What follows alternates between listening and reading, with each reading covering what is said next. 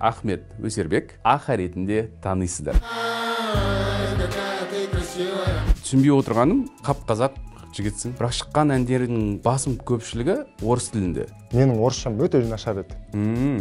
Үстіме қатты күлетін тұғын. Менің болашағыма қатты уайымдаған әкем просто маған сенші деп, кейіннен өзім айтқан кезде бот балам сенем деді. Сенгеніне бір жарты жыл өтпеді ғой. Сөйтті де әкем дүниеден қайтты. Кәдімгідей менің сана сезімім, өмірге деген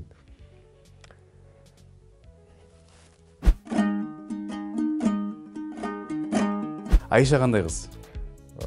Керемет қыз. Ол қазақша ән. Айшаның сүйікті әні. Айшаның сұрауы бойынша.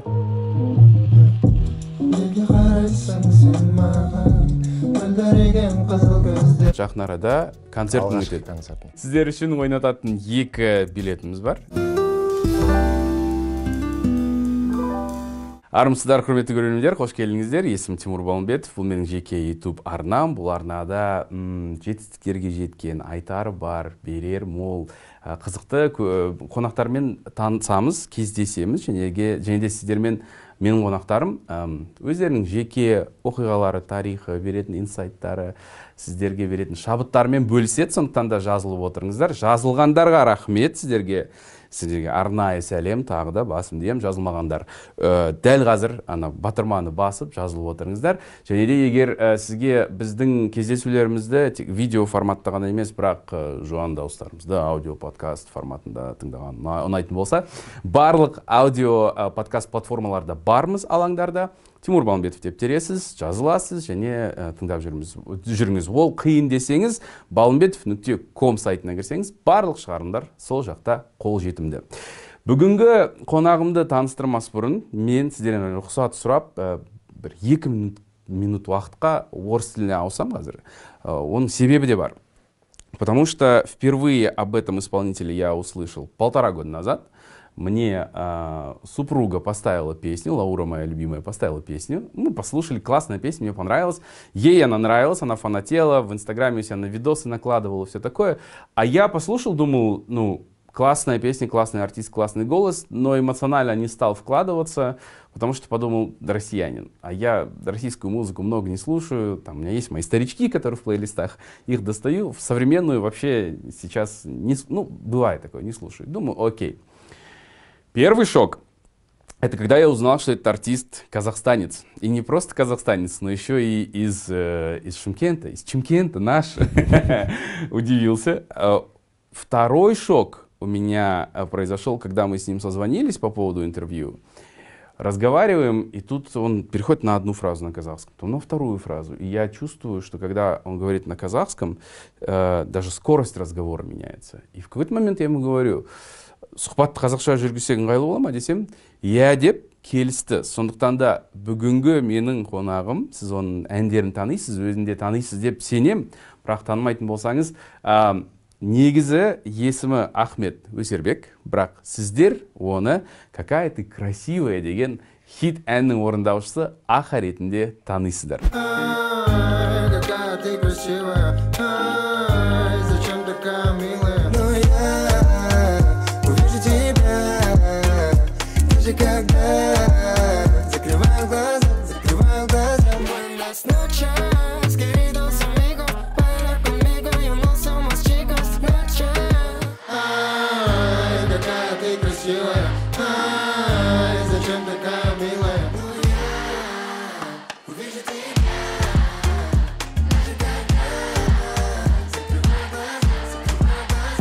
Ахмет, қош келдің.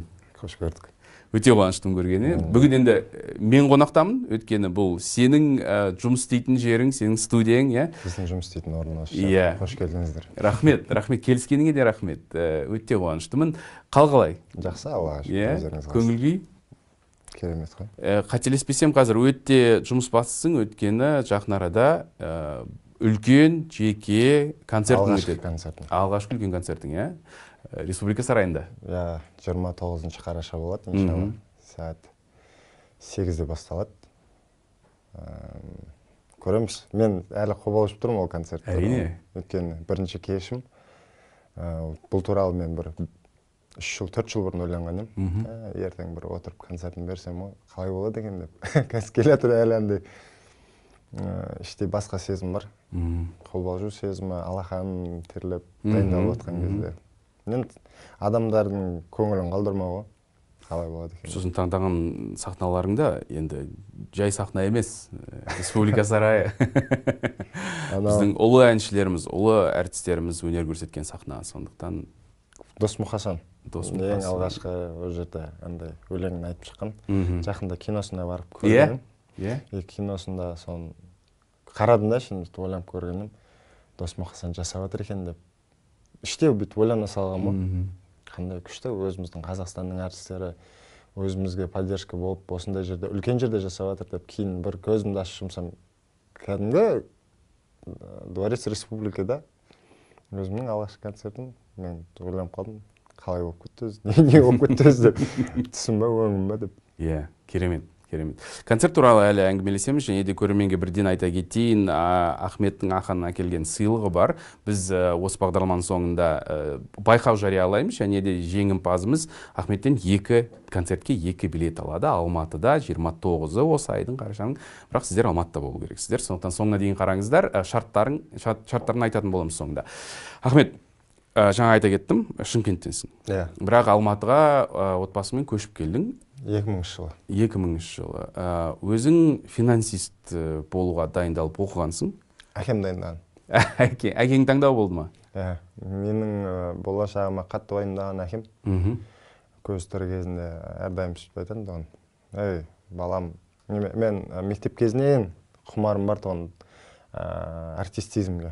Өнерге, Өнерге, мен өз-өзімді көрсеткім келетін. Бір жерде домбыраға жазылдым, кейіннен кружоктарға бара бастадым, хорға жазылдым. Барлық не бар, бәріне кіріп шықтым. Сосын бір группаға да кіріп үлгердім. Өзіміздің мектептің ішінде жігіттер International деген группа бар. Иванушкидің бәсекелестері ма? Ол қызығы алғашқыда ол группада 17 адам болған ғой. Әнші балапанға ойлап көрсе 17 адам бүйтіп. Кей-поп демалып жатыр ғой қазір. Әлі есімде сол уақыт. Сол кезде әкем айтатын, не істеп жүрсің сен деп. Қойшы деп. Кейіннен бірақ 2019-да 2019-да көз жетті. Мен істеп жатқан тіршілігіме. Батасын берді. Батасын берді. Өйткені менің сұрағым да сол болған. Сен тіпті оқумен Ригаға кеттің, Латвияға. Ол жақта оқыдың, сол жерде материалыңды жазып, дайындап, алғашқы концертің болған о кезде. Мен оны білмедім да қалай болатын. Повышение квалификация деп кеттім өз-өзімді. Негізгі бір мақсатым болған. Қазақстаннан шығып, бір басқа мемлекетте оқып білім алып келу. Көргім келді, круга қандай. Орысша айтқанда кругозорын ашқым келді. Кеңейту, Келдім Латвияға. Оған дейін менің бір 2 бауырым бар. Абылайхан, Нариман деген. Екеуі менімен бірге студенттік кезден универде оқып жүрген кезде мен Казгуда оқығам. Сол уақытта ол жер Казгу деген не қандай? Место встречи деп айтсам болады. Адамдардың қазіргі достарымның көбісі сол жерден таныстым. Нағыз нетворкингтің көкесі ғой. Нетворкинг. Коворкинг центр сияқты болған жер. Тура сол жерге келесің, бәрі бір-бірімен араласады. Ана жерде қарасаң Шымкенттіктер жүреді, ана жақта тараздықтар, ана жақта Астана, Ақтөбе, бәрімен араласатындығым мен ұнайтын еді, коннект жасау. Сол жерде басталды. Сөйтіп екеуі еститін тұғын мен. Караокеге барып өлең айтатын тұғын. Сол кезде ол замандар караоке деген прям дүркіреп атқан заман еді. Жүр барып өлең айтпай тек-тектің кезде кейінен маған бір өлең жазсайшы өзің деді. Менің өзім нем бар тұғын. Блокнот? Черновик деп айтсам болады. Әрдайым нем жазып жүретін тұғын. Өлеңдерімде? Әуендерімде, өлеңдерімде. Ол кезде бірақ ол стих сияқты еді. Менің ұстазым орыс тілі несі болған, маманы. Мектепте ма? Мектепте. Сол кісі, сол кезде маған ғашық қойған неге, литератураға. Шығармашылықтар жазып отыратын тұғын, мына сөзді деп, тез ғашық болып қалатын тұғын қыздарға. Тез жазып отыра беретін тұғын. Сөйтіп екеуі кеп, бір жазып көрші деді. сен бір принцесса дегенің бар еді ғой, ол стих еді. Любила ты меня, моя принцесса, и от тебя мне никуда не деться.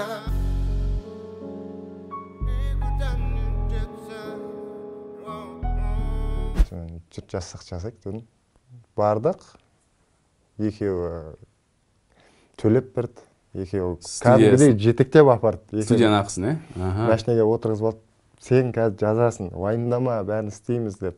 Ол кезде бопты, мақұл, жарайды деп жаздым.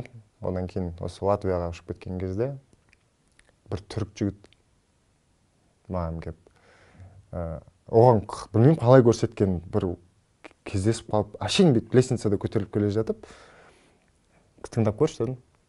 Екеуміз әңгімелесіп тұрып, сен немен айналысасың деді ол маған. Мен хоббиім осындай деді, тыңдап көрейін деді. Тыңдады да, деп андай эмоциональный не берді.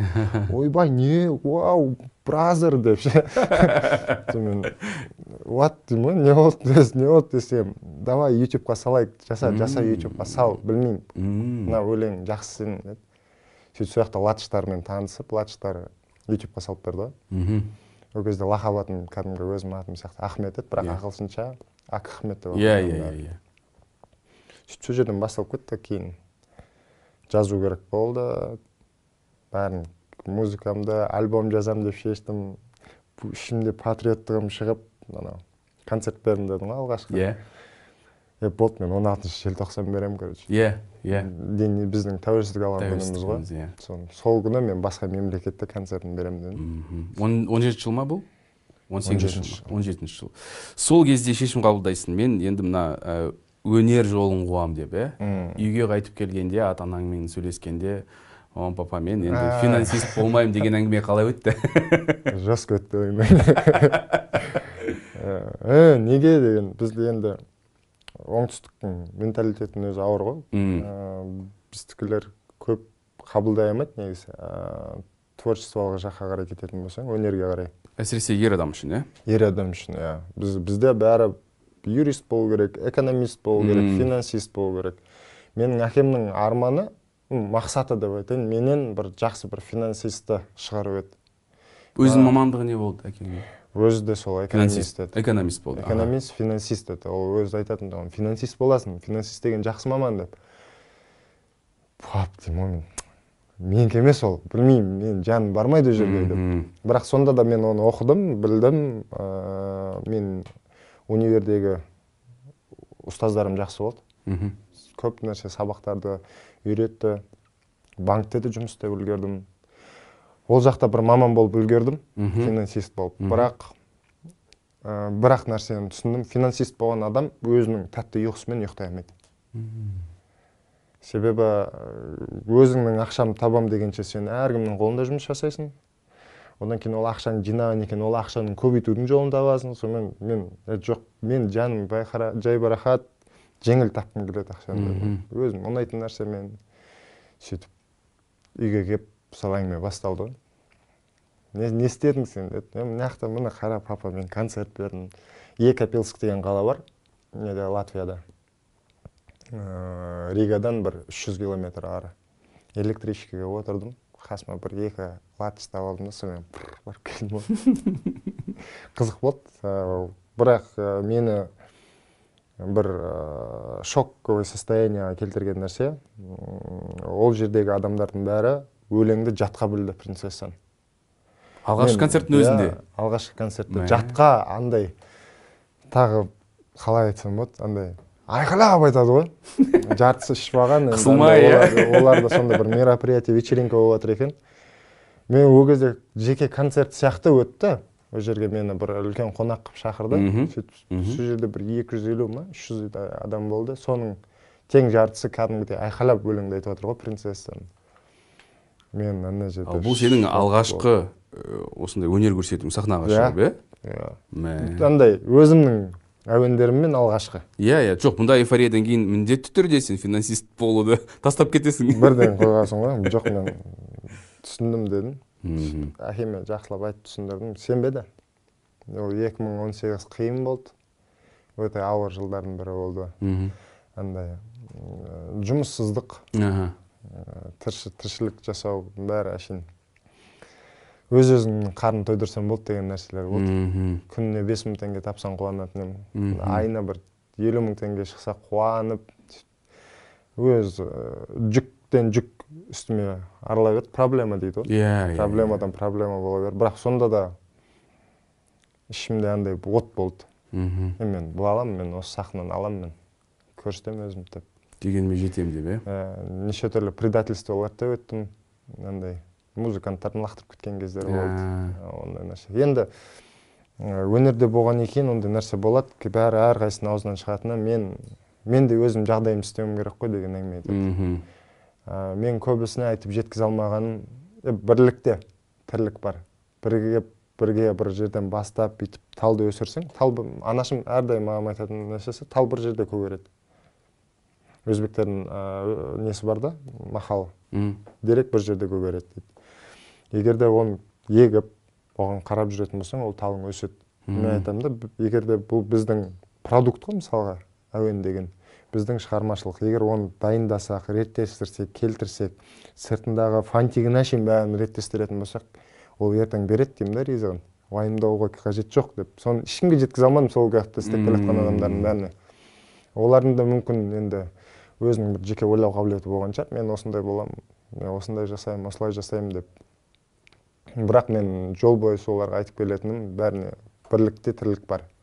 Бірігіп істейік деп. Уақыты келе 2019-да Бақтиярдың қолына келдім. Сөйтіп күшті. Бақтияр көрді, сезді, менің әуенімді... Сенді, иә? Сенді. Сезді десем де болады, өйткені Бақтияр әрдайым андай әртістерді көрген кезде, мыналардың болашағы бар, мыналар осындай деп бір көріп келдік емес, бір өзінің қандай бар тұғын сезетіні. Мына әртістің ертең жолы жүріп кетеді, осындай болады деп. Айтқан әртістердің бәрі айтқандай болды ғой. Тима Белорусских туралы да айтқан, Рауф пен Файк туралы да айтқан. Айта берсем көп әртістердің бәрін. Соның өзінде маған да айтқан, жақсылап жұмыс істесең, тоқтамай. Бір 2 жылда жемісін береді ол деп. 2 жыл шыққан жоқпын студиядан. Студияда қонатын да күндері болды. Ол кезде басқа студия. Сөйтіп басталды. Біздің сондай бір өзіміздің дәстүріміз бар. Әншілердің студияларына келгенде жаңа әндерін сұраймыз. Музыкасын тыңдап кетеді. Эксклюзив. Иә. Шағын бір снипет болса да, көп болмаса да, енді өзіңнің шешімің, бірақ бізбен бөлісең көрерменмен, әсіресе мына концерттің алдында. 3 өлеңді көрсетейін. 3 жаңа өлең тыңдаймыз. Толық нұсқасын емес, бір кішкенеден көрсетсем деген. Біріншісі ол жақында келесі айда Алла жазса шығатын өлең. Моя любовь деген болады. Соны тыңдатайын. Кеттік.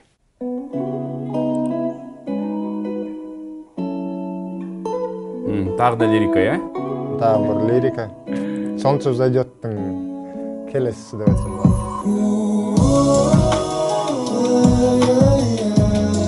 Бұл әнді қанша жаздың? 2020-да Украинада.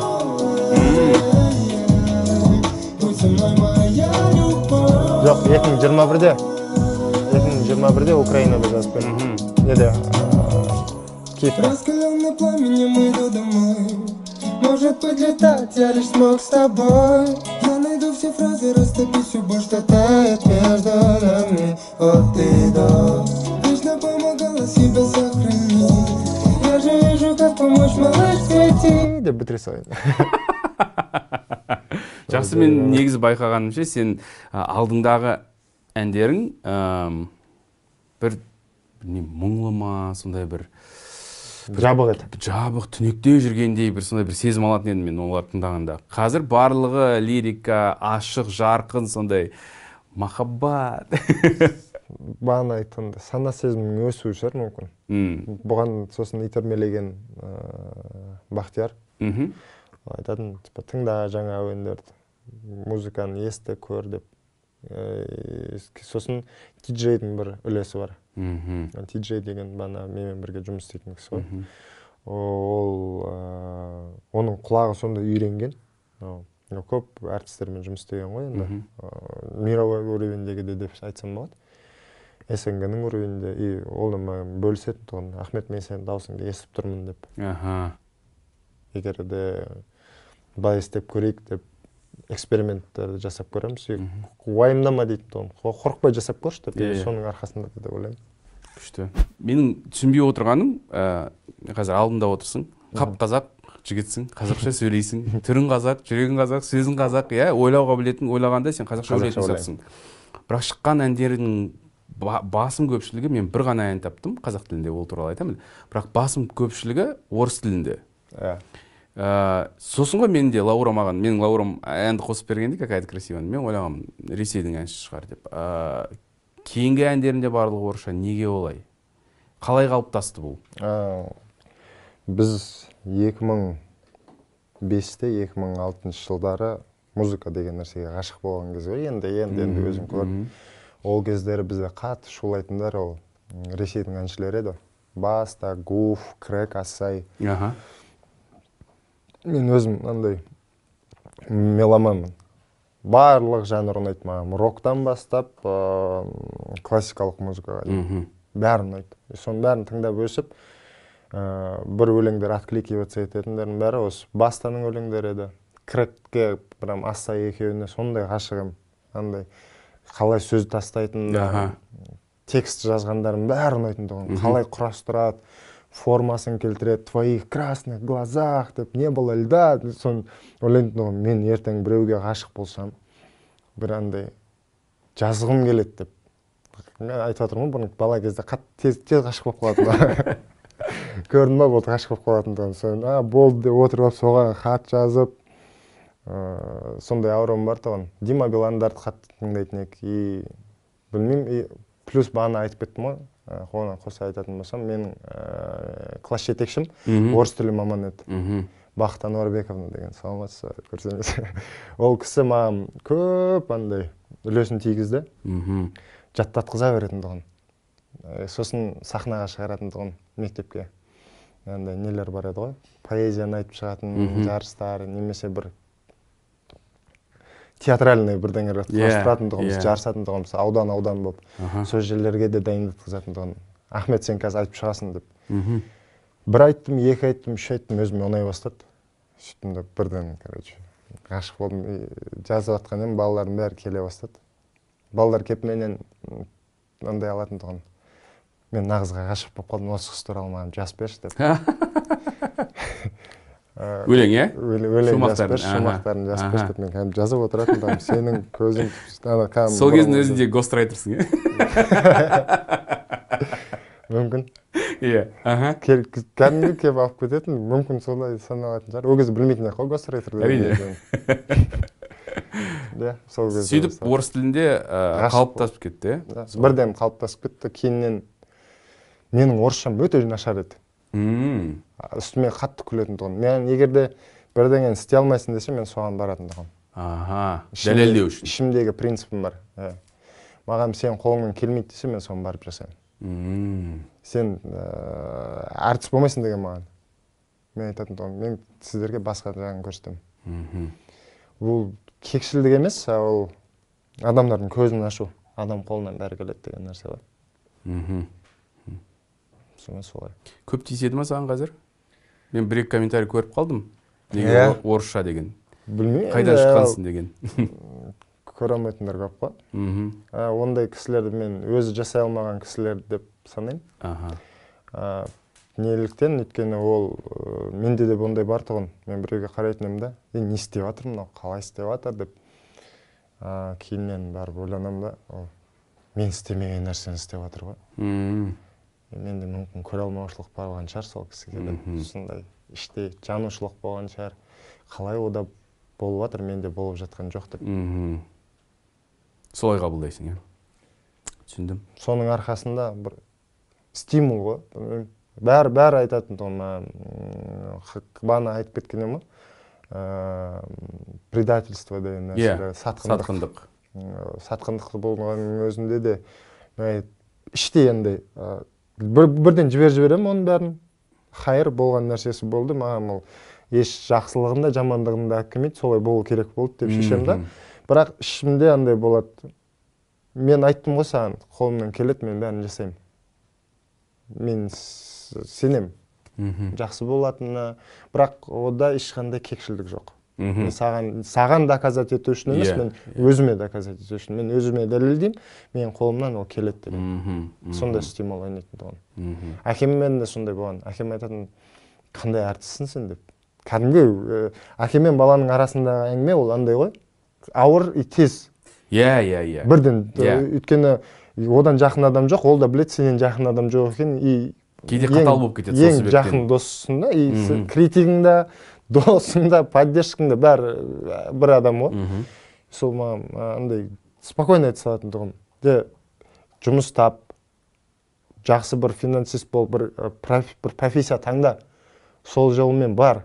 Сөйтесің да, ертең осы әртістерді өзің шақырып отырасың тойға деп сөйтіп айтатын тұғым. Мен айтатын, басқа перспектива, Мен айтатын, маған ұнайды деймін да. Мен наоборот, мен шақырса екен, осы жерге осы Ахан шақырайық, Ахмет шақырайық деп айтса екен, ойлашы пап деймін да, ертең сен балаңды өйстіп айтып отырады деп. Оқыдым мен саған деп айтатын. Бірақ 2019-да оның сана сезімі түгел өзгерді. Не әсер етті оған?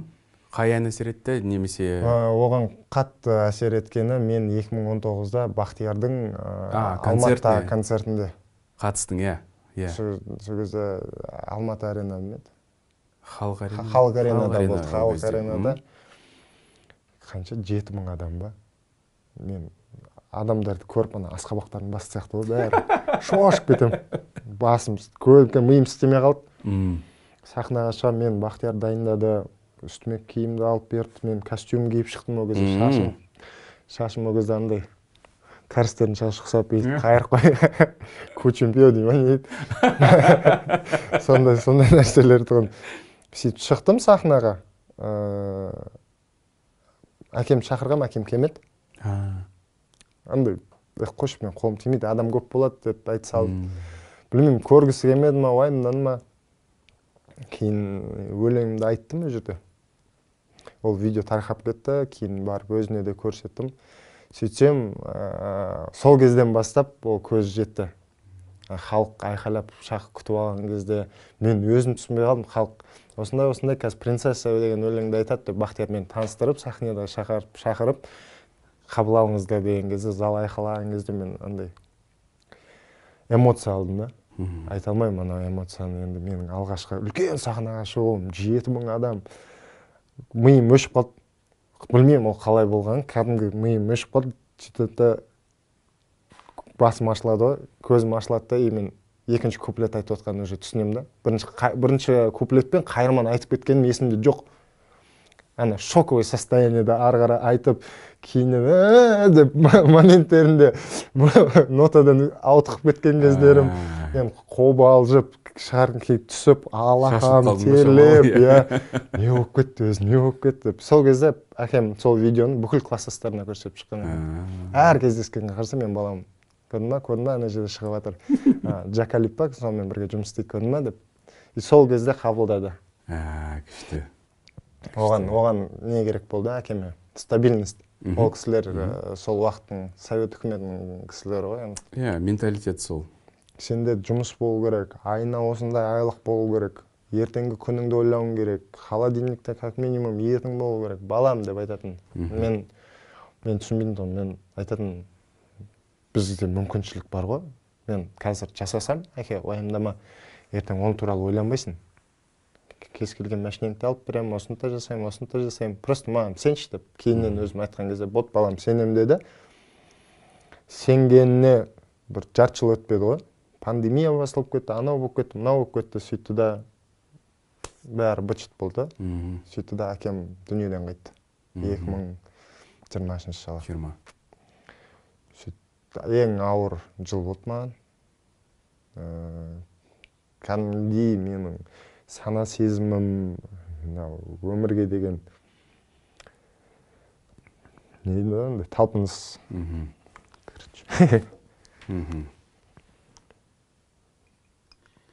негізі өте ауыр кезең, көптеген бүкіл әлем бойынша, тек қана бізде емес, көптеген отбасыларда сондай жағдай болды, өте қиын жағдай. Бірақ Қандай? Достарымыз.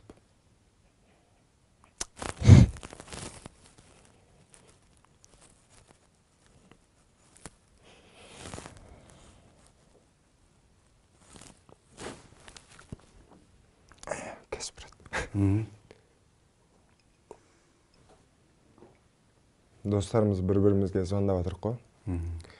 Біреуім досымның анасы қайтыс болып кеткен. Екінші досым анасы қайтыс болған, біреуінің әкесі қайтыс болған. Әшейін көңіл ету. Қайғыңа ортақпын деген әңгімемен бітіп отыр бәрі.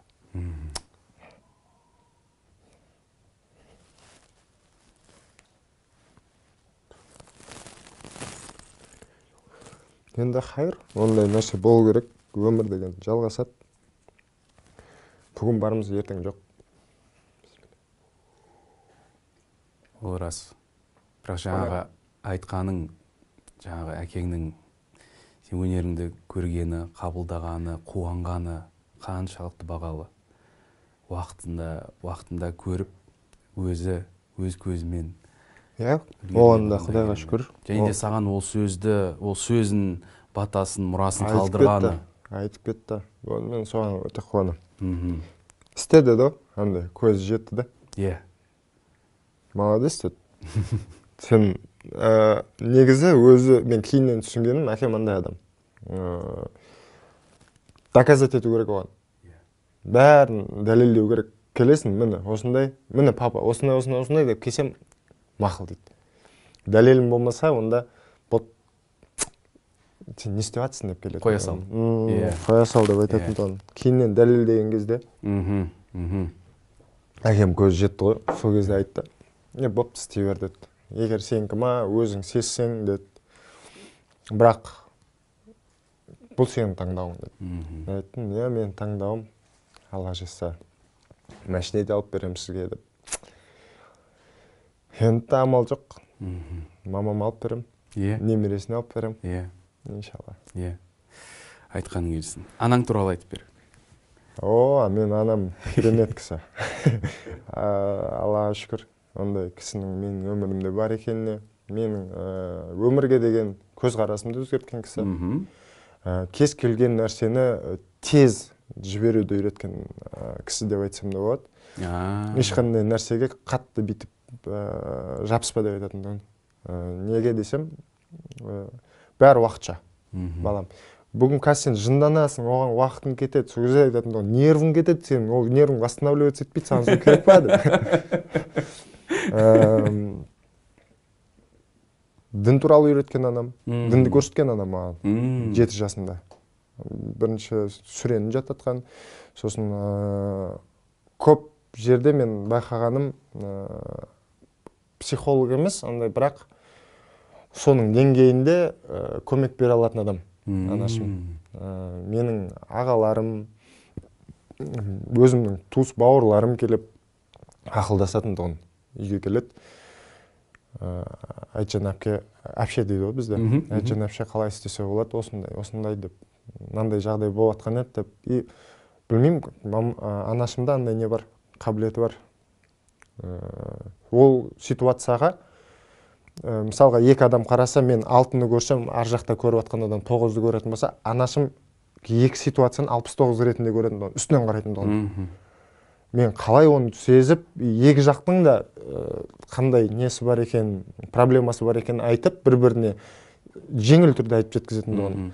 Егер де проблема қыз жақтан болатын болса, айтатын болған, қызым-ау, осындай жаса, былай жаса деп, или бала жақтан болатын болса, балаға айтатын болған, сен сабырлық ет, сен еркексің деп, или осылай шық, осылай ситуация деп. Мүмкін өзінің кезінде отбасында олар көп, соның көпшілдігінің кесірінен ау деп ойлаймын, сондай бір психологиялық ойлау қабілеті бар екен. Сондай, сосын анашым әрдайым күліп жүреді. Кез келген проблемаға күліп қарайды. Несі жоқ. Жаман ойлауы. Позитивті? Типа, болды ма? Мақұл, болса болыпты дейді. Бірдеңе жоғалып кетсе де, там, ақшасын жоғалтып алса да, или там, кез келген ситуацияда бірдеңе болып қалды ма? Болыпты дейді. Мақұл деп. Күліп қарайды сосын кез келген. Күшті. Ата-анаң негізі мықты баланс екен. Иә, әкең туралы айттың, ол деген барлығы нақты болу керек, қазір болу керек, дайын болу керекпіз деген. Анаң болса болды, жаман бір нәрсе болса жібере саламыз, сен оған қадалма, ұстама деген күшті тәрбие негізі. Екі жақты да көргенсің. Екі өмірге, екі әдіс, екі көзқарасты көрген адамсың. Да, шүкір. Екі жақтан жақсы берді деп ойлаймын. Жолымнан қайтпауды үйреткен әкем дәлелде, әрдайым айтатын оған, сен дәлелде, қолыңнан келе ма жаса деп. Анашымның айтатыны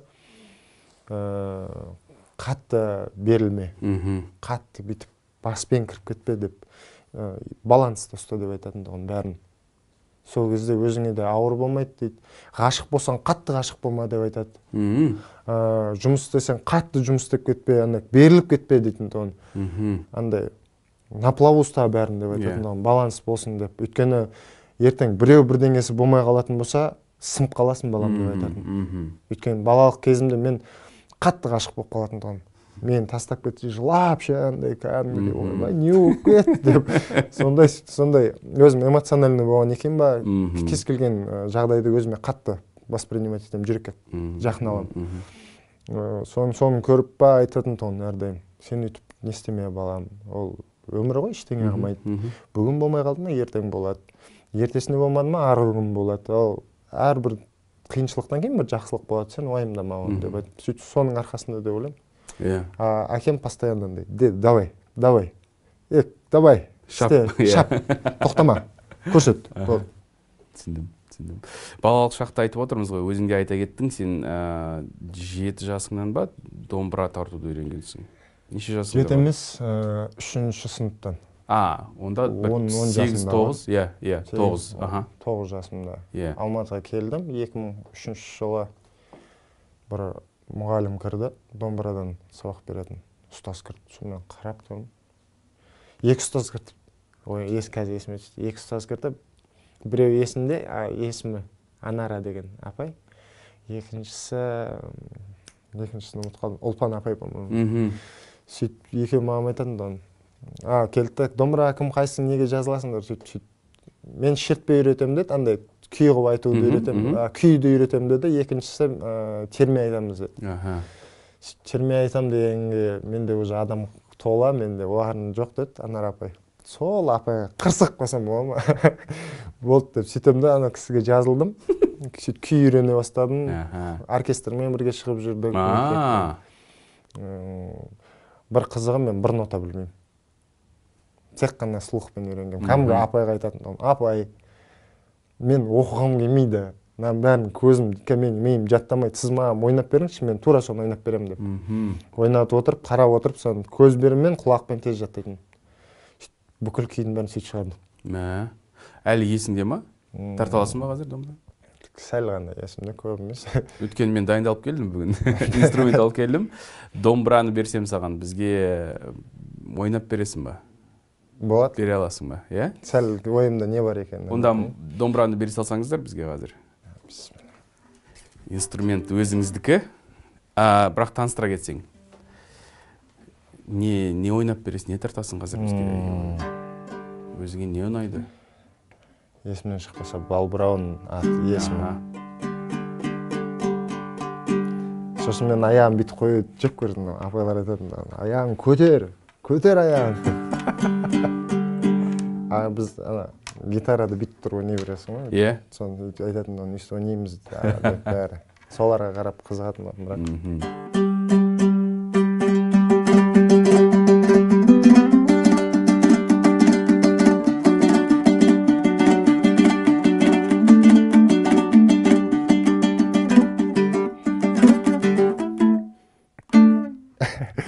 Есіне шыққанмы.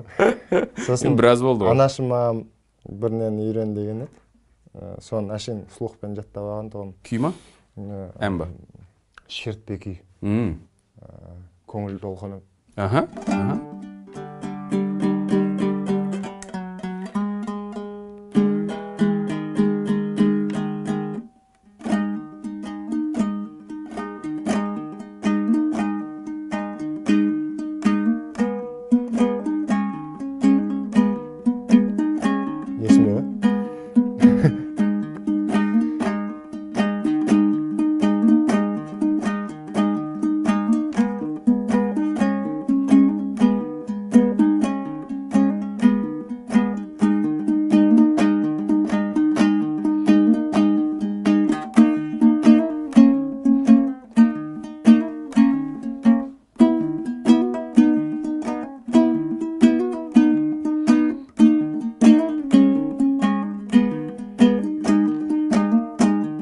есіндегін.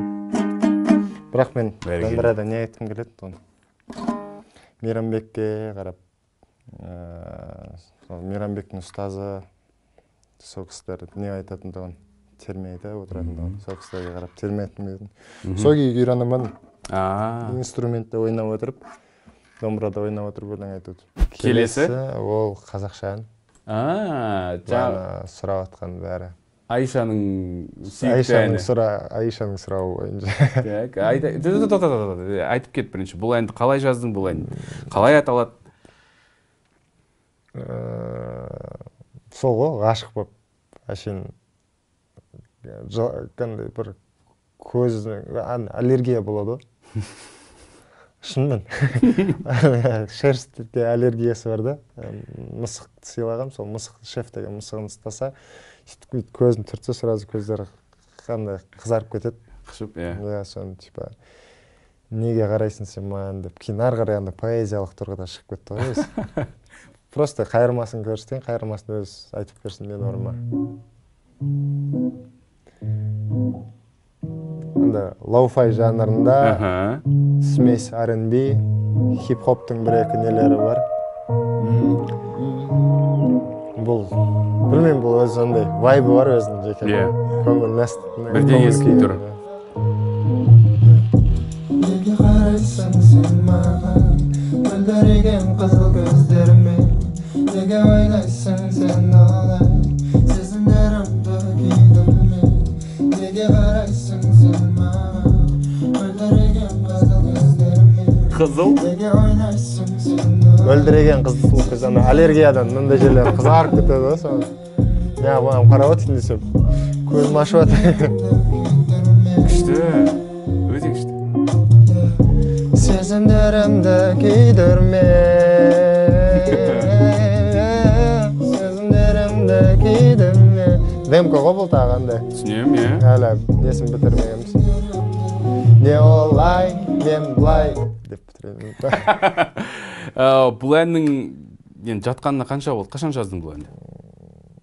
Бір жыл бұрын. Бір жыл болды. Ал не күтіп жүрсің шығармай? Уақытын. Әр әннің өзінің уақыты бар. Қалай түсінесің сен оны? Осы әнді дәл қазір Өз шығару естіп керек. сұралады. Аха. Мен білмеймін қалай болатынын. Өз бір әуен жазып болған өлеңім астыдан биттеңе бітіп келеді, типа кәдімгі знак болып келеді, постоянно көзге шыға береді, немесе тиктокта былай шығып кетеді. Білмеймін. Неге қарайсың әні? Қазір шықсын десеңіздер, уақыты келсін деп ойласаңыздар, коммент қалдыңдар. Неге қарайсың деп, шығар аха деп. Қаншама күтеміз деп, шығар деп жаза салыңыздар. Қазақша шығару керек, өзім ниетім бар. Күшті. Бітіріп, әдемілеп, упаковать етіп, күшті қылып шығарамын. Түсіндім, музыка жазу әдісіне келетін болсақ, көп қой, әртүрлі әдіс бар, метод бар. Сен қалай жазасың әндеріңді? Сөздерін өзің жазасың, әрдайым? Өзім жазам, одан бөлек маған Тамерлан Сатыбалдиев көмектеседі, Elvin Today. Вот ол рэпер. Оны мен номер 1 деп, менің өмірімді кездестірген адамдардың ішінде номер 1 деп айтсам болады, көстімесін оған. Ол көп қазақстандық әртістерді хит-мари қаған адам. Серый кардинал. Тікелей айтатын болсақ, ол таза серый кардинал. Көп адамдар оны жақсы тани бермейді, бірақ өлеңдерді айта келетін болсақ, өлеңдерді ести бастаған кезде, қойш, сол ма жазған деп шығады. Адамға әрдайым бірдеңен көрсету керек қой. Міне, оның насындай достижениясы бар. Портфолиосын көрген кезде. Вот сол рэпер, ол маған көп көмектеседі и көп үлесін тигізді. Осы күнге дейін мен егер любовь, там, это сложная штука, бірдеңе деп жазып келатсам, ол қазір маған крылатый фразалармен формасын қалай жазу керек екенін бәрін үйретті. Ол даже қазір бізде лекция береді, кейбір университетте шақырады оны. Ол барып қалай рифмы панчи, мысалы қалай панч болу керек, қандай рифма болу керек, қалай сөз тиеді, қандай былай айтадымыз ғой, сөз сүйектен өтеді деп. Мен үшін ол рэпер, қазақи айтқанда ол ақын. Тума талант. Музыкантта өзі естіп, музыка битті де жасайды, тексті де жазады. Мен соған қарап үйренгем. Кейбір жерлерімді андай басқа біреуге қарап түзелсең, өзіңе жеңіл болады дейді ғой. Ақылды адам біреудің несіне қарап түзеледі деп. И мен соған қарап отыратын тұғым. Ол да маған айтады, Ахмет, о, былай жаз. Ойлансайшы, қалай болады, сенің қандай ойды жеткізгің келеді. Сосын кейбір жерде Бақтияр көмектеседі. Бақтиярдың көмектесетіні андай, басындағы формаңды жаса дейді. Ол жез келген әуенің басы болу керек, ортасы болу керек. Ортасынан кейін андай бір даму керек. Даму моменті қажет, соңғы керек. Бәрі әдем болу керек. Сен өйткені біз айтып жатқан нәрсеміз бір жеке история ғой. Біреу үшін ол әшейін мүмкін андай наброски деп айтады ғой. Әшейін ауыздан шыққан сөздер деп фристайл қылып. Ал мен үшін әр өлең ол бір мағына білдіру керек. Мен бұрында айтатын тұғым, менің өлеңдерім адамдардың жүрегін емдесе екен дұрыс жолға. Андай біреу грустить етеді дейді ғой, көңілі түсіп, қиналып, андай болып жатқан кезде кеп жанынан кеп, бауырым деп, құлағына салған кезде бауырым қасыңдамын деп келсе, мен үшін сол рахат. Ол ертең соны тыңдап, маған жазады әлі күнге дейін. Сенің өлең мені осындай уақытта поддержка болды, мен сені тыңдап жүрдім, әрдайым қасымда болдың, рахмет саған. Андай қылып жазады, сен мен қасымда жүрсің, рахмет саған. Сен естіп жүрдің. Мен үшін ол, мен өлеңді жазып, жеткіздім болды. Кейін ана кісілер жазған кезде ойлап қалам, мен осын қаладым ғой. Тура сол. Таққан кезде қастарыңдамын дейді. Қаласындар деп. Қолдау көрсетіп. Қара, негізі сен карьераңды әнші ретінде ерте бастадың. Кейінгі кезде ғана көпшілік сені танып жатыр, бірақ оның алдында да әндер болды. Душа поэты шықты, принцесса шықты, секрет шыққаннан кейін көбірек халық сені білді. Секрет әнімен. Секрет бір анда ағылшынша айтқанда буст болды. Бір жақсы буст болды.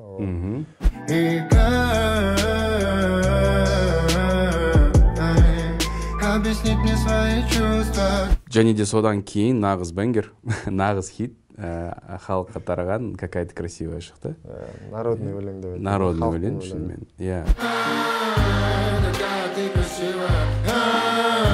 Зачем такая милая? Случайно не влюби меня в себя. Оның тарихы қандай? Ол ән қалай шықты? Оны кім жазды сенімен бірге? Ғашық болдым. Сұмдық ғашық болдым. Сол ғашықтықтың арқасында андай. Негізі еркекке бәрі жеткілікті. Расында бізге бәрі жетеді. Біз бір комнаталық үйде тұрсақ та, киімімізді ауыстырмасақ та бізге жеткілікті. Жаңа бір нелерге, ауқымды, жаңа бір шақтарға, деңгейге көтеретін, дамытатын әйелдер. Рас. Қозғалтатын да бізді әйелдер. Өте рас. Келдім, ғашық болып, ойымда ниетім болды. Осында бір жақсы өлең жазсам екен. Кәдімгідей онда даже сол уақытта TikTok салдым алғашқы. Осы TikTok бүгін салып жіберсеш қалай болады екен? Бұйырса болады деп сонда шештік. Студияға келем. Қалтамда бір тиын жоқ. Қарным аш. Студияда бағана Тамерлан Сатыбалдиев Elvin Today отыр. Келеміз. Музыканы таңдап отырамын да, бір музыка табамыз, екеуміз келсеміз, давай осындай бір өлең шығайық. Көрейік екеуміз деді. Давай жазамыз қазір саған деді. Екеуміз кірістік отырдық. Сөйтіп. Ай деп қайырмасына келіп, какая ты айтып жіберемін. Давай осын, ол екінші қайырмасын қосады.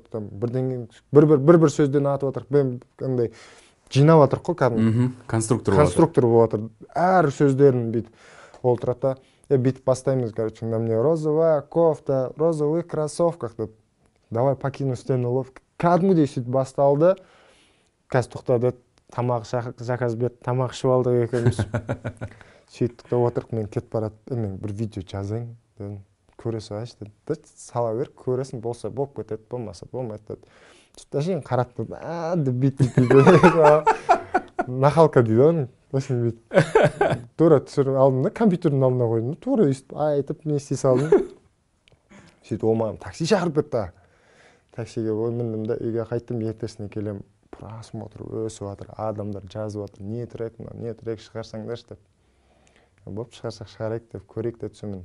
қойшы мен тағы бір тикток түсірейік деді. Екеуміз сол жерде бастадық кірісуді, Тамерлан екеуміз. Былай түсіреміз ба, брат, былай түсіреміз ба. Сөйтіп тренд басталды ғой сол жерден. Сол жерге бұйырып қойған екен, сол уақытқа, сол күнге сөйтіп халықтың әнін басталды. Сол жерде какая-то красивая Аханың карьерасы да сол жерде басталды десек болады. Аха деп уже халықтың біле бастағаны. Сені атыңды білді, түріңді білді, стиліңді түсінді, есте сақтады. 21 жылдың 21 сәуір күні шығыпты трек ресми түрде платформаларға. Және де мен қателеспесем клипке түскен жаңағы Ару. Өзімнің Айша, өзімнің қызым. Айша қандай қыз? Керемет қыз. Оған әлі күнге дейін күніге ғашық боламын. Білмеймін неге екен. Мен бір неге сенем, біз сендер жүп-жүп қып жараттық дегенге. Өйткені оған қарасам өзімді көргендей боламын. Келбетінде, жүзінде, қылығында. Мен үлкен бір деңгейге де итермелейтін ол. Давай, былай жасайық, істе деп. Әрдайым маған жақсы бір поддержка береді. Қорықпа деп. Мен негізі өзім бір жаңа қадам жасауға бір қорқақтығым бар. Андай қалай болады екен десем. Ол әкем сияқты. Істесей, давай, істе бер деп. Істе бар деп итер жібереді, істеп, соны бірдеңеге итермелейді сөйтіп. Біздің әйелдеріміз қандай мықты.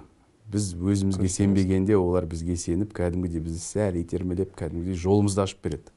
Әрбір еркектің мындай за успешным мужчиной стоит одна женщина дейді. Бірақ сен жаңа өзің айтып кеттің, біздің оңтүстіктің менталитеті бар ғой, ол ауыр деп. Сенде іштен ондай не қарсыластық жоқ па? Жоқ, мен әйелдің айтқанын істемеймін, тыңдамаймын деген нәрселер шықпай ма? Айтқанын істемеймін емес, обсуждение ғой. Отырып сөйлесу, сұхбаттасу, екеуміз отырып сұхбаттасып, мен сұраймын, қалай істесе болады. Ол өзінің точка зрениесін айтады. Мен былай көріп тұрмын деп. Мүмкін ол менен жақсы білетін жерлер бар. Немесе ол маған келіп айтады, менен сұрайды ақыл. Екеуміз бір-бірімізден ақыл сұрап отырамыз. Адам жасына қарап ақыл өспейді ғой. Адам өміріне өткен жолдарына байланысты адамның сана сезімі өседі.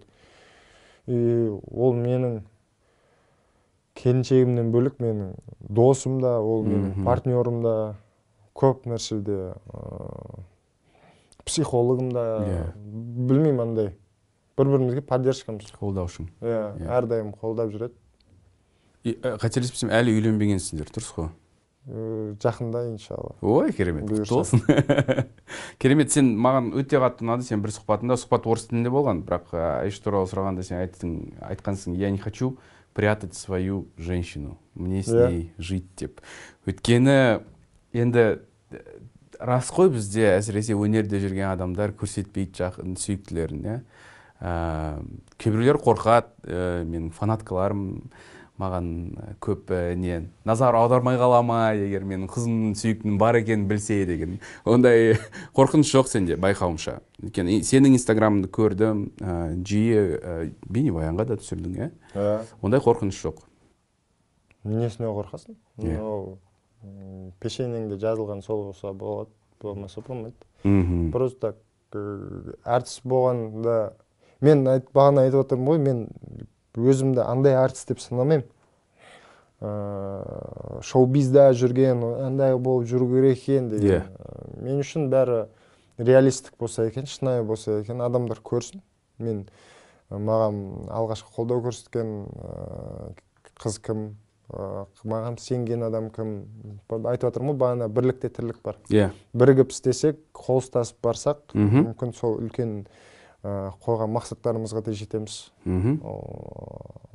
Кез келген мақсатқа жету оңай, адам қолынан бәрі келеді. Просто іштегі ниет болу керек. Ал ол менің көз қарасымды әрдайым қолдайды. Давай бірге жасаймыз. Мен саған сенемін деп кейбір жерлерде кәдімгідей айтады. Сен қалай айтасың, солай болады дейді. Болды. Мен саған сенем, қорықпа деп. Мен кейбір кезде кәдімгі айтып отырмын, мен қорқақтығым бар андай. Ертеңгі күнді ойлап қаламын. Ертең қалай болады? Сен сақтап қаласың, депсем, несіне қорқатсың дейді. Давай кеттік. Болды. Екі ауыз сөз, давай кеттік, істейміз болды. Түсінемін, айтып отырғаныңды мен түсінемін. Өйткені бізде де солай, бізде де сондай. Керемет қой. Керемет, шынымен, ештеңеге де тең келмес. Бірақ фанаттардан оны тығып, фанаткалар қашады деген. Наоборот, бәрі көріп, бәрі қолдау жасайды. Иә. Ол халық көреді, жақсы. Жоқ, ол сосын керемет үлгі ғой, сүйе білу керек. Оны да көрсету керек. Ол бір жаман нәрсе емес қой, тығатындай, көрсетпейтіндей. Бірақ сен үшін бұл бір үлкен контраст, иә? Бұл қарым-қатынас, Айшамен қарым-қатынас. Өйткені алдындағы сенің бірнеше жылға созылған қарым-қатынас сені кәдімгідей депрессияға апарды, ұшыратты. Ол да болды ғой. Ол туралы жазғансың, айтқансың, ән жазғансың ол туралы. Душа поэта. Сол туралы шықты. Бірақ мен сұрайын деп отырғаным, ол кезде сен телеграмнан жазғансың, ол кезде де орысша жазғансың. Я влюбился, к ней моя любовь была одна из самых чистых, без какого-либо страха. Я жил этим человеком и за это был унижен перед Всевышним. Ведь если вы забываете Всевышнего ради любви, то он отберет у тебя практически все, и не будет никакого счастья. Раз. Қатты діни айтпай ақ қойын. Сосын ойлап қалар бәрін. Фанатик. Фанатик деп, жоқ, фанатик емеспін. Тура айтылған нәрсе бар ғой, егер де сен бірдеңеге қатты ғашық болып, мұқтаж болатын болсаң, Аллах сол кісіге мұқтаж қылып қояды, болды сен. Сенің өмірлік проблемаң бәрі сол болады. Сол үшін жүректе бірінші әуел Құдай болу керек деп ойлаймын. Қандай шатасушылық болмасын, өмірде қандай қиыншылық болмасын, қандай не дейтін еді, ойықтарға кіріп шықпасаң да, қандай қиыншылықтан өтсең де, әрдайым жүрегіңде Құдай болу керек болды. Ал қалғанның бәрі, ол бағана айтқандай, ол сенің серігің. Әрдайым қасыңда жүретін адамың. Ол ертең сенімен өмір жалғастыратын адам. И бағана анашым айтқан сөзі бар ғой, басыңмен кетіп қалма балам деп. Мен соның өзін 2017-те бүйтіп тиді ғой басыма. Иә. Оған дейін мен ешқандай ойланбағам. Сол үшін ол рас, егер де сен басқа бірдеңені жоғары қойып қоятын болсаң, Құдайдан болды. Сонда Құдай сенің білуіңше, сезуіңше, оны неге істейді? Ол қызғанушылық па, ол Құдайдың қатал болуы ма? Неге олай? Ол 5 парыз бар ғой, оны орындау керек. Ол 5 парыздың ең қиын ештеңесі жоқ қой, жамандықта тұрған жоқ ол жерде. Ол жерде айтылып тұрған нәрсе. Жай ғана ол сен жаратушыңда, сен жаратушыңда басқа біреу қойып қоясың да оған. Приоритеттерді, приоритетті бұл жерде. Сол приоритет ауысып кетпеу керек. Түсіндім. Одан кейінгі ән Айша неге салған? ТикТокқа. Бір күнде 200 мыңнан астам просмотр жинап, лайктар жинап кетті. Мен өзім не болып кетті іздедім. Енді осы өлең инсомния деп аталады. Инсомния деген ұйқысыздық қой. Бірақ мен оны гармония деп атаймын. Моя гармония деп. Өйткені оның ішінде көп махаббат бар. Ұйқысыздық сол махаббатқа жетудің жолы. Қалай мен қазіргі уақытқа келгенім, қанша жолды өттім, үйттім. Ұзын жолдың бір атауын атай салайық дедік те, инсомния қыла салдық. Жақсы, инсомния тыңдайық. Бұл взрослый музыка деймін, не дейді? Қазір маған шықты айтатын болған ғой, әуендерің взрослый болып кетті.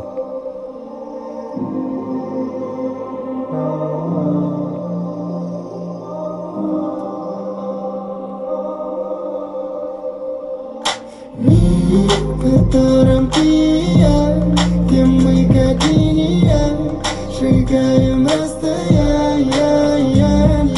Мир, в котором ты моя гармония, моя инсомния. Дай мне понять все чувства, что в глазах твоих.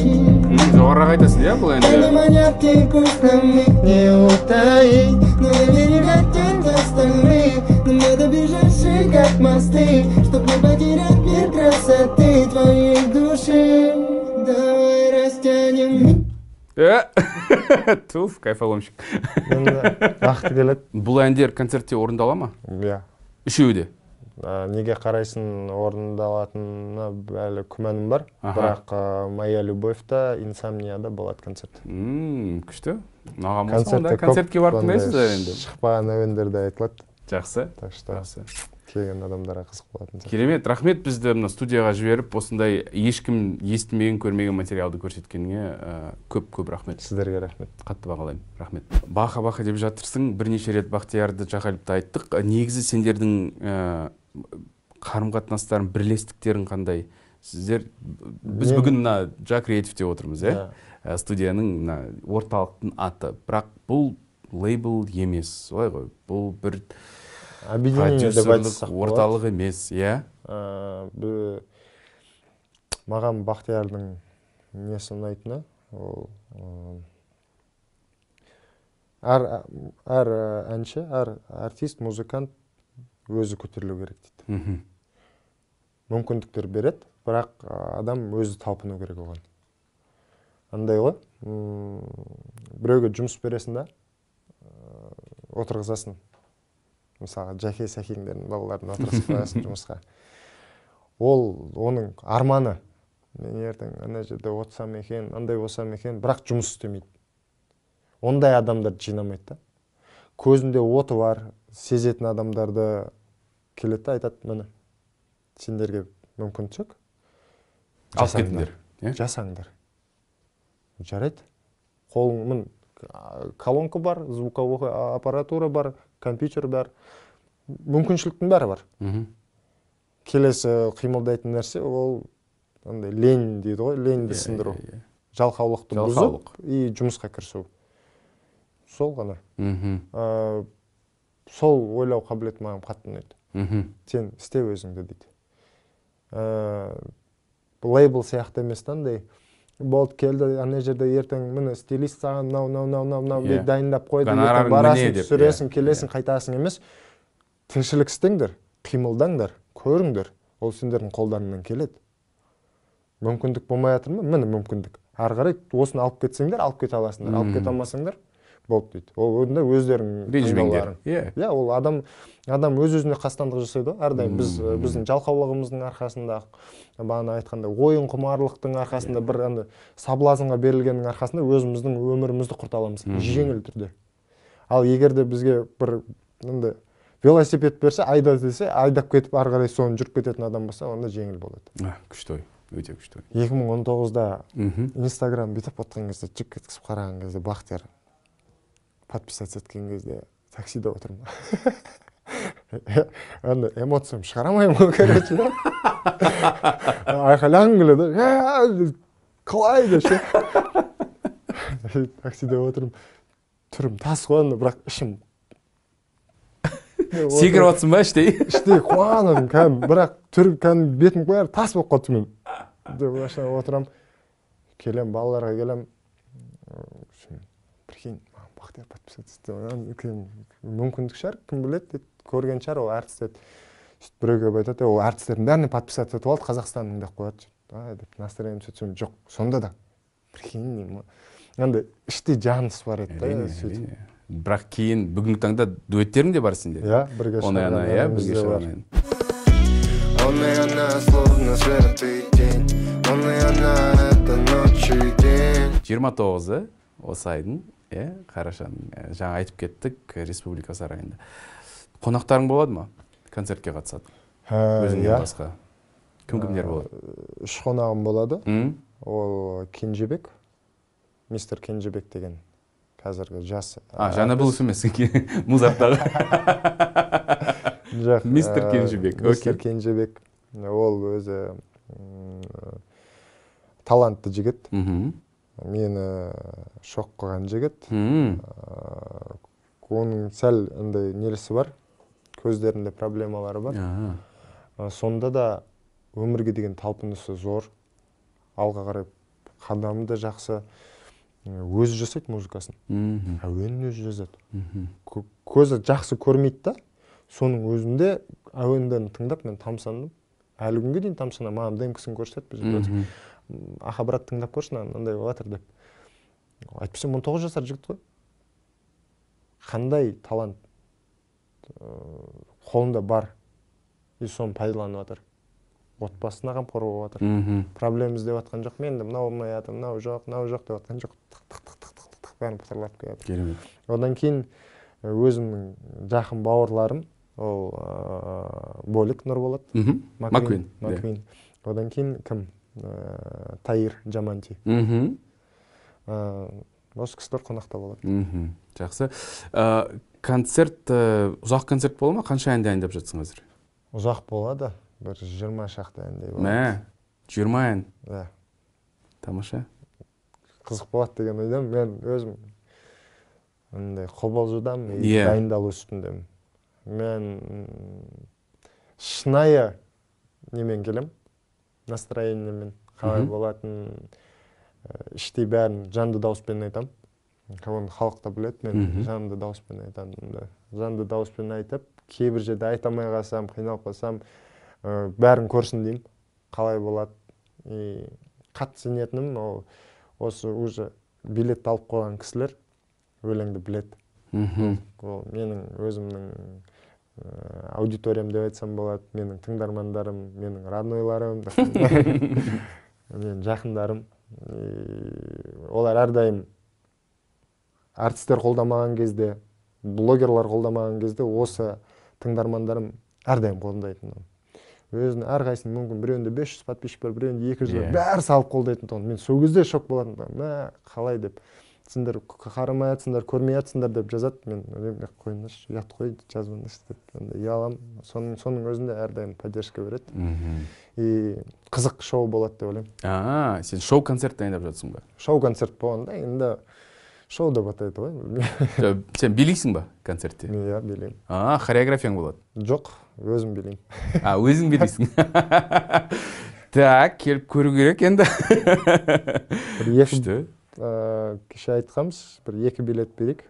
Біздің көрерменімізге. Сіздер үшін ойнататын 2 билетіміз бар. Бұл байқауға қатысу үшін, осы шығарманың астындағы комментарийге 2 тапсырма орындау керексіз. Біріншісі, ол Ахметтің, Аханың ең бірінші... Аханы емес, Ахметтің. Ахаға дейінгі эрадағы, дәуірдегі Ахметтің ең бірінші шыққан әннің дұрыс атауын жазу керексіз.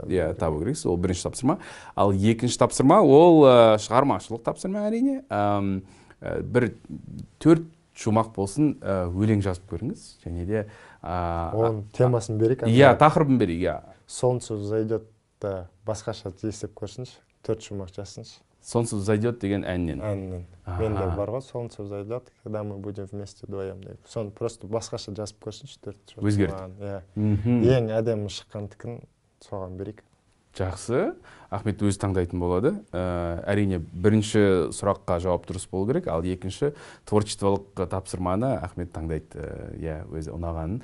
Және де жеңген болсаңыздар, біз сізге 2 билет жеткіземіз, бірақ сіз Алматыда болу керексіз. Өйткені концерт осы Алматыда, Республика сарайында. Күлем десеңіздер келе беріңіз. Бірақ 2 авиабилет жоқ бізде. Тек концертке ғана 2 билет. Бірде айта кетейік оны. Сразу айта салайық. Осы айдың 29-ы, Республика сарайы. Әлі қобалжып отырмын.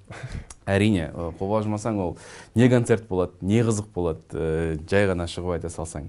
Сен қоштаспас бұрын сұрайын. Бір сұхбатында былай айтқансың сен. Можно быть и счастливым, и богатым дегенсің. Өткен сен сұрады, сен үшін қаржылай, бай болу маңызды ма, әлде бақытты таңдайсың ба дегенде, екеуін де алып жүруге болады деп айтқансың. Екеуін де алып жүрсің ба сен қазір? Мұнағандай байып кеткен жоқпын. Бірақ шүкір бәріне. Қанағатта екен, түсінігім бойынша. Бақыт ол қанағатта. Жаныңдағың бәріне, бауырларының барына, тіршілігінің жүріп атқанына, қалтаңдағы ақшаңның барына, жоғына, бәріне қанағат. Аз да көп болсын, кез келген нәрсені шүкір етіп қабылдасаң, сен бақыттысың ғой. Рахмет. Сізге рахмет. Бүгінгі әңгімеңе рахмет. Концертте сәттілік. күшті концерт болсын, аншлаг болсын, жаңа көрермендердің, тыңдармандардың көбейе берсін. Және де осылай кездесіп отырайық, әңгімелесіп отырайық. Иә. Проблема жоқ. Рахмет, Ахмет. Иә, есім Тимур Балымбетов, жазылыңыздар. Аудио подкасттарды барлық аудио подкаст алаңдарда табасыздар. Қиын болса, онда balmbetov.com сайтынан тыңдай аласыздар. Мен Тимур Балымбетов, келесі кездескенше сау болыңыздар, байқауға қатысыңыздар. Жақсы. Сау болыңыздар.